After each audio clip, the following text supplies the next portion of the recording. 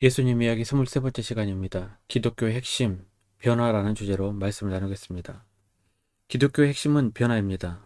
예수님을 만나서 우리의 사고와 가치가 변화되게 됩니다. 이전에는 잘 먹고 잘 사는 것이 우리의 인생의 목표였습니다.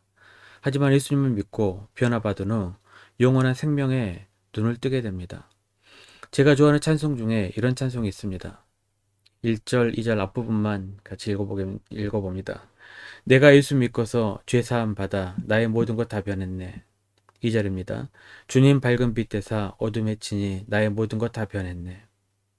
그렇습니다. 예수님을 믿고는 우리는 모든 것이 다 변하게 됩니다. 이것이 기독교의 핵심입니다. 성경에서도 변화의 기적들이 많이 나옵니다. 가나의 혼인잔치에서도 예수님께서는 물을 포도주로 변화시킵니다. 분명히 질적인 변화입니다. 포도주의 변화 사건을 통해 우리 크리스천들의 질적인 변화를 요구하는 사건으로 우리가 생각해 볼 수 있습니다. 사도 바울도 예수님을 체험한 후 완전히 인생이 변화되게 됩니다. 그전에는 예수님을 믿는 자를 잡아 죽이는 것이 인생의 사명이었습니다. 그런데 변화받은 후에는 예수님을 전하는 자로 자기 목숨까지도 바쳐서 예수님을 전한 자로 변하게 됩니다. 그동안 바울이 배우고 공부했던 모든 것을 배설물로 여긴다고 말할 정도로 완전히 변화된 사람이었습니다. 바울은 자신의 변화된 사건을 통하여 이런 위대한 말씀을 남기게 됩니다.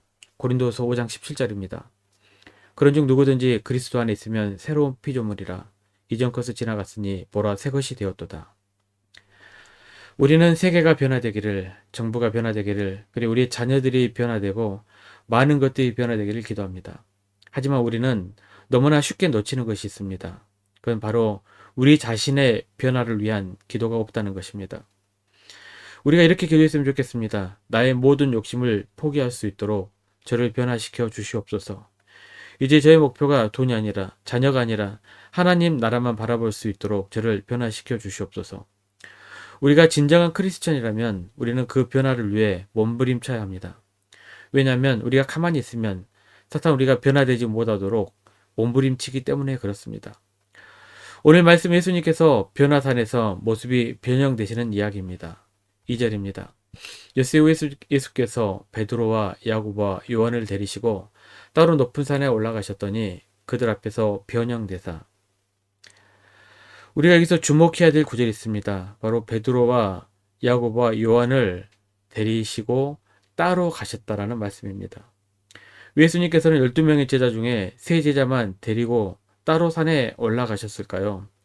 더 많은 제자들이 주님께 그 영광의 모습을, 변화된 모습을 보여주시면은 그 장면에 더 많이 놀라게 될 텐데 주님 그렇지 않으시고 왜 3명만 데리고 가셨을까? 저는 이 말씀이 매우 궁금했습니다.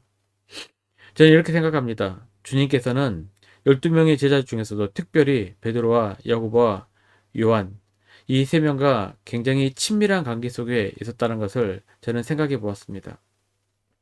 재밌게도 예수님께서 십자가에 달리시기 바로 전날 밤 겟세마네 동산에서 기도하실 때에도 다른 제자들 중에 이 3명만 따로 데리고 가셔서 기도하시는 장면이 나오게 됩니다. 예수님께서는 이렇게 친밀한 관계 속에 있는 사람들에게만 크고 놀라운 비밀을 보이시기를 원하십니다. 교회를 다닌다고 모든 사람이 다 신실한 크리스천은 아닙니다.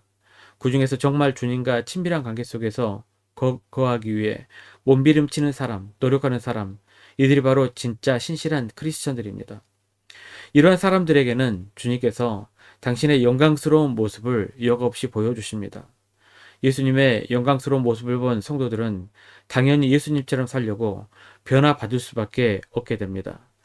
첫 번째 나누고 싶은 말씀은 이것입니다. 예수님과 함께 거하는 사람, 즉 예수님과 친밀한 관계 속에 있는 사람들, 이러한 성도들만 하나님의 영광을 볼 수 있다는 것입니다. 하늘의 영광을 본 성도들이 변화에 대한 희망이 있습니다. 변화에 대한 희망이 있는 성도들만 변화될 수가 있습니다. 사랑하는 성도 여러분, 하나님과 친밀한 관계 속에 있으십니까? 하나님의 영광을 경험하셨습니까? 변화에 대한 희망을 갖고 변화받는 우리 모두가 되기를 축복합니다. 계속해서 말씀 보시겠습니다. 7절입니다. 마침 구름이 와서 그들을 덮으며 구름 속에서 소리가 나되 얘는 내 사랑하는 아들이니 너희는 그의 말을 들으라 하는지라. 너희는 그의 말을 들으라. 예수님께서 변화하신 산의 이름은 헬문산입니다. 이 산에서 예수님께 옆에 누가 함께 나타났습니까? 엘리야와 모세입니다. 엘리야와 모세라고 하면 정말 전선적인 인물입니다. 제자들이 생각해도 예수님과 동격의 인물로 여겼던 것 같습니다. 5절입니다. 베드로가 예수께 고하되 라피여 우리가 여기 있는 것이었사오니 우리가 초막 셋을 짓되 하나는 주를 위하여 하나는 모세를 위하여 하나는 엘리야를 위하여 하사이다 하니 예수님의 말씀도 듣고 모세의 말씀도 듣고 엘리야의 말씀도 들으면 얼마나 좋을까 하는 심정에서 다혈질 베드로가 불쑥 말을 꺼낸 것입니다. 바로 그때 하늘에서 말씀하셨습니다. 너희는 나의 사랑하는 아들 예수의 말을 들으라. 그렇습니다. 우리가 변화되기 위해 예수님의 음성을 들어야 합니다. 그런데 우리는 종종 예수님의 음성 듣기를 별로 좋아하지 않는 것 같습니다. 우리는 기도할 때도 그냥 우리의 말만 잔뜩 해놓고 우리는 그냥 기도를 끝마쳐 버립니다. 주님 제발 제 말 좀 들어주세요. 일이 잘 안 됩니다. 좀 해결해 주세요. 제가 좀 급합니다. 제가 많이 아픕니다. 이렇게 우리의 기도가 끝이 나고 우리는 기도실 밖으로 나가게 됩니다. 우리의 말만 막 늘어놓다 보니 예수님께서 정작 우리에게 하실 말씀을 우리는 듣지 못합니다. 그뿐만 아닙니다. 우리는 예수님의 음성보다는 어떤 유명한 사람의 말에 더 매혹적으로 끌리기도 합니다. 저 사람은 모세와 같은 위대한 사람이다. 정말 엘리야 같은 사람이다. 저분은 기도하시는 분이다. 바로 저 사람들의 말을 들어야 한다면서 여기저기 돌아다니며 정작 예수님의 음성을 듣기를 싫어하는 사람들이 굉장히 많습니다. 사랑하는 성도 여러분, 저는 여러분이 하나님 말씀을 통해 하나님의 말씀을 묵상하면서 하나님께서 우리에게 들려주시는 음성에 귀 기울이시기를 권면드립니다.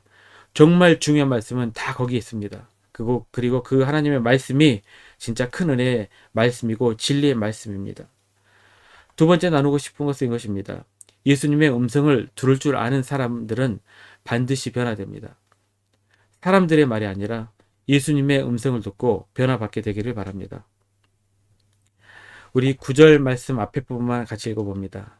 그들이 산에서 내려올 때 우리 신앙의 여정 가운데 우리는 하나님의 영광을 경험하여 말할 수 없을 정도로 감동이 벅찬 순간들이 있을 것입니다. 그때 우리가 느끼는 감정은 이것입니다. 여기가 좋사오니 여기서 평생 살았으면 좋겠다. 이런 경험을 하신 적이 많이 있을 것입니다. 제자들이 바로 이런 경험을 한 것입니다. 예수님의 영광의 모습을 보니 더 이상 저 인간 세상에 내려가는 것이 하찮아 보입니다. 그냥 여기서 이렇게 영광의 모습 속에서 평생을 살았으면 좋겠습니다. 그러나 예수님께서는 그렇게 하기를 거부하시고 산에서 내려오셨습니다. 그리고 세상을 변화시키기 위하여 세상을 향하여 다시 발걸음을 하셨습니다. 변화받은 사람들과 변화받기를 원하는 사람들은 바로 이런 태도를 배워야 합니다. 어디에서 하나님의 강력한 임재하심을 경험했다고 거기서 평생을 살아야 하는 것은 아닙니다. 절대로 아닙니다. 세상에 나와서 세상에 영향력을 미쳐야 합니다. 그것이 바로 주님의 뜻입니다. 세상을 향하신 주님의 뜻이고 주님께서 이 세상에 오신 이유입니다. 저는 우리 성도님들이 교회에서 잘 훈련받고 헌신되기를 바랍니다. 그리고 큰 은혜 받기를 바랍니다. 그리고 교회에서만 영향력을 미치는 것이 아니라 세상 밖으로 나가서 가정을 변화시키고 일터를 변화시킬 수 있는 우리 교우들이 되시기를 주님의 이름으로 축복합니다. 왜 교회에서만 큰소리치고 교회에서만 대단한 척합니까? 교회 밖으로 나가서 회사에서 가정에서 학교에서 영향력을 끼쳐야 합니다. 사랑하는 성도 여러분, 이제 우리는 주님의 영광스러운 모습을 보았습니다. 그리고 우리가 변화를 받았습니다. 그렇다면 이제 우리는 세상으로 나아가서 세상을 변화시켜야 합니다. 이것이 바로 주님께서 변화산에서 우리에게 주시는 교훈입니다. 먼저 변화받기 위해 몸부림치고 세상을 변화시키는 우리 모든 교우들이 되시기를 주님의 이름으로 축복합니다. 말씀 요약 및 적용입니다. 첫 번째, 우리는 주님과 친밀한 관계를 만들어야 합니다. 주님과 친밀한 관계 속에 있을 때 더 변화받기가 쉽습니다. 그리고 우리는 정말 변화받기 위해 주님의 음성을 들을 줄 알아야 됩니다. 사람들의 음성, 사람들의 전통을 따를 것이 아니라 우리는 주님의 음성에 집중해야 합니다. 우리가 변화받았다면 거기에 머물러서는 안 되고 세상을 변화시킬 수 있는 그러한 사람들이 되어야 할 것입니다.